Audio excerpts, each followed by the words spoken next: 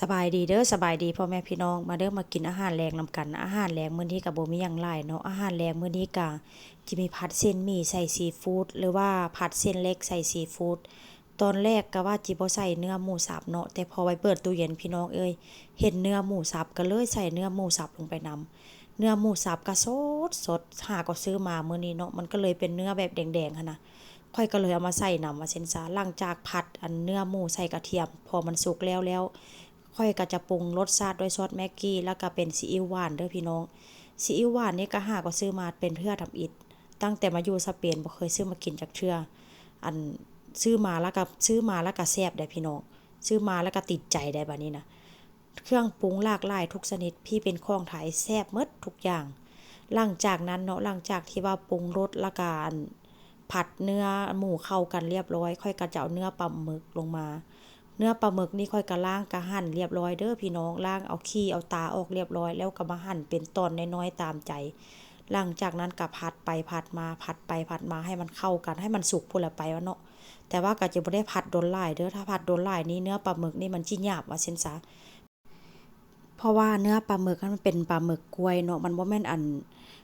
หมึกขาวหั่นน่ะมันเป็นหมึกกล้วยถ้าหากหมึกกล้วยนี่ผัดไปผัดมามันค่อนข้างจะหยาบเนาะหลังจากนั้นแล้วค่อยก็เอาหอยแมลงภู่ลงไปนำเด้อพ่อแม่พี่น้องหอยแมลงภู่นี่ก็ค่อยก็จะซื้อแบบสำเร็จรูปมาแล้ว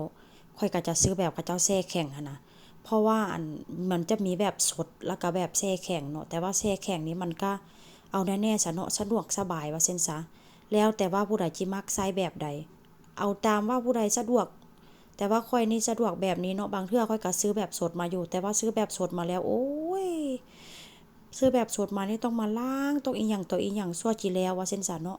หลังจากนั้นก็เอาเส้นหมี่ลงไปเครื่องปรุงค่อยก็จะปรุงแค่นั้นเด้อค่อยก็จะปรุงบ่ได้ปรุงหยังหลายว่าซั่นซะหลังจากผัดไปผัดมาแล้วก็จะเอาพริกหวานลงไปนำบางคนเขาเจ้าก็จะบ่ใส่เนาะอันนี้ออกแบบว่าสไตล์ไทยแล้วก็สไตล์แบบเอาแน่ๆซะเนาะผสมผสานกันสไตล์ไทยกับประเทศสเปนพี่น้องหลังจากนั้นข้อยก็จะเอากุ้งใส่เนาะกุ้งนี่ก็จะเทน้ำลงไปน้ำเพราะว่า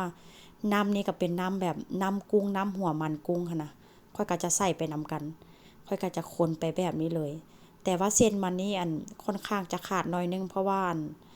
ข้อยต้มมันน่ะต้มอ่าวอ่อนต้มอ่าวเปื่อยหน่อยนึงว่าซั่นซะหลังจากนั้นก็จะใส่ผักโหมหรือว่าผักโขมเด้อพี่น้อง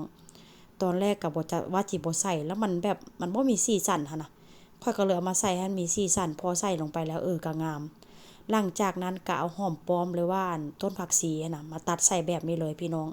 กินง่ายๆเฮ็ดง่ายๆแบบนี้เลยเด้ออันนี้เป็นสไตล์ข้อยว่าซั่นจ้ะสไตล์ผู้อื่นข้อยก็บ่ฮู้จักแต่ว่าส่วนหลายบ้านนี้ผัดอีหยังมักใส่หอมป้อมหอมลาบหรือว่ามักใส่ผักชีพี่น้องเอ้ย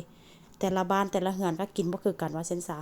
แต่ว่าพอเอาใส่แล้วก็รสชาติก็เปลี่ยนแล้วก็แซ่บเด้อพี่น้องลองใส่เบิ่งเด้อ ผัดหมี่ผัดอีหยังก็ลองใส่ต้นหอมหรือว่าใส่ผักชีหอมป้อมเบิ่งใส่ไปแล้วก็แซ่บพี่น้องรสชาติมันก็จะเปลี่ยนเนาะเพราะว่ามันเฮ็ดให้หอมขึ้นว่าซั่นซะอันนี้ก็เป็นการสิ้นสุดแล้วพี่พ่อแม่พี่น้องเอ้ยแซ่บพร้อมเสิร์ฟแล้วเด้อมาเด้อผู้ใดสิกินนำกันเด้อแล้วเมนูมื้อนี้ผัดเส้นหมี่หรือว่าผัดเส้นเล็กใส่ซีฟู้ดใส่เนื้อหมูสับเป็นเมนูง่ายๆกินง่ายๆแล้วก็แซ่บ